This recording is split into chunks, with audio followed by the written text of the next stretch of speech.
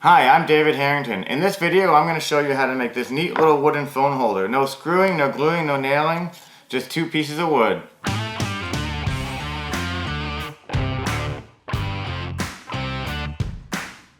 Welcome back to another Turkstra's Tips and Tricks. Like I said, today we're building this little wooden phone holder.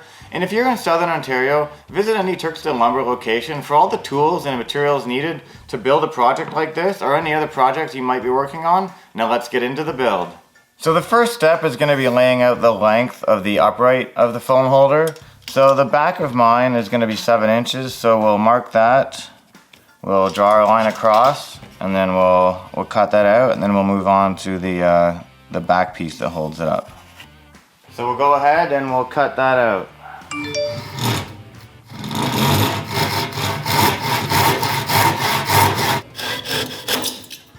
So the back support is going to be 5 inches, so again, we'll mark this at 5, and we'll mark it across, cut that out, and then get into cutting that slot that's going to connect the two together. So we'll go ahead and we'll cut out that right now.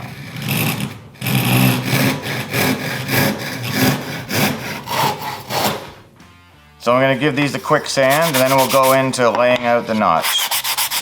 So the notch of the back upright is going to start 1.5 inches up from the bottom, and then it's going to come across half the width of your material. So whatever the width of the material you're using, it's going to come halfway across. Mine is 3.5, so I'm going to come across 1.75 inches, and then the notch will also be 3/4 of an inch thick, because that's the thickness of the material, so that it fits together.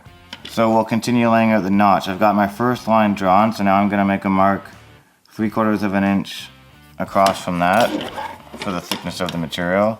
And you'll probably have to go oversized a little bit, but if you cut on the line, I find the width of the blade will put it over enough that your two pieces of wood will slide together, and that tends to kind of work out for these.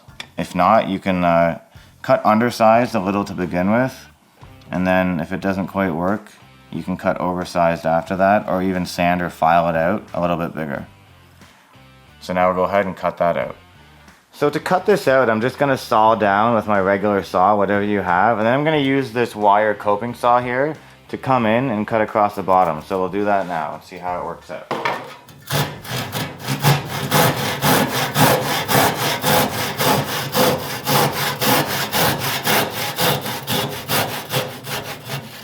So you're definitely going to want to make sure that these cuts are perfectly straight, or it's going to be loose and it's not really going to go together quite right.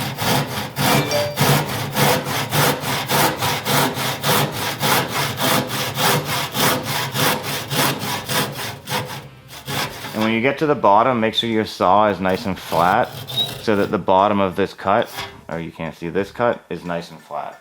So we'll go ahead now and we'll cut out across the bottom here.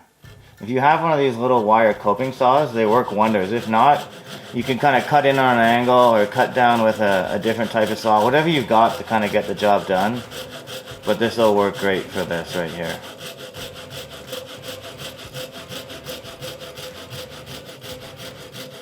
Just hang on to it, doesn't snap off. And there we go. We'll clean that up with a file and or sandpaper and move on to the next piece.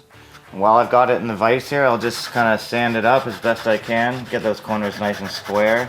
And also too, if you happen to cut too far or too shallow, well, if you cut too shallow, you can cut more, but if you cut too far, what you're going to want to do is just cut this notch up to meet wherever you cut down to, and this will end up sitting nice and flat when you end up putting it together. So the notch on the back piece that holds it up straight is going to start 1.25 inches up. So we'll mark that, and we'll start laying out that second notch. So we've laid out our second notch to where it will slide into this, and we'll go ahead and cut that out now. So we're going to use the same process we used to cut the first one out, and we'll cut this one out, and then start fitting it together and see if we can tweak it to get it really snug. So while I got it in the vise here, I'm going to quickly test this to see if it fits. And mine, it's so close, it's just a tiny bit further it's got to go. So because I'm using pine for mine, it's really easy to work with. I'm just going to grab some really coarse sandpaper and just sand out the bottom of this slot a little bit. You could sand out either one until it comes down just far enough. And just a tiny bit more of that, and it'll be perfect. That's almost there.